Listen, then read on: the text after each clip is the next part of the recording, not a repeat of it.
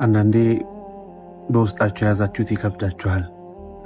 አውጥታችሁ መናገር ትፈልጉና የኔ የምትሉት ሰው ጋር ትሄዳላችሁ፣ ግና የውስጣችሁ አይደርስም። ታወራላችሁ፣ ግና መሃል ላይ ያቋርጣችኋል። ዝም ብሎ እንዲሰማችሁ ነው የምትፈልጉት፣ ግን ሐሳብና አስተያየትን ይሰጣችኋል። ማልቀስ ትፈልጉና ያስያን እንድታደርጉ አይፈቅድላችሁም። አሊያም የሆነ ስሜታችሁ ልትገልጹ ብላችሁ አይረዳኝም ብላችሁ ወደ ኋላ ትሸሻላችሁ። አሊያም ተናግሬው ባልሆነ መልኩ ይረዳኝና ይከፋብኛል ብላችሁ ያን ነገር ከመናገር ትቆጠባላችሁ።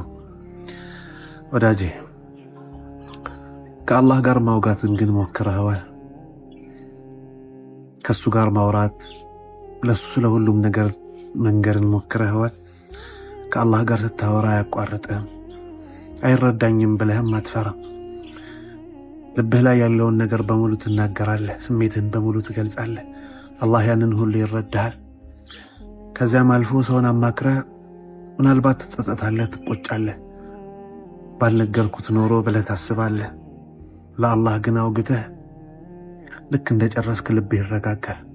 ጉዳይህም በሙሉ አንድ በአንድ ሲፈታ ታየዋለህ። ወዳጄ ህይወታችን ላይ በሁሉም ህይወታችን ላይ አላህ ተባረከ ወተዓላ ያስፈልገናል። እኛ ህይወት ላይ አላህ እጅጉን ያስፈልገናል። ያኔ ልባችን ትረጋጋለች፣ ነፍሳችንም ይሰክናል። አሁን ካለንበት መረበሽ፣ አሁን ካለንበት ውጥንቅጥም እንወጣለን። ወዳጄ ወደ አላህ እንጠጋ፣ ወደ እሱ እንዙር። አላህ ይቀበለናል። አላህ ያስደስታችሁ።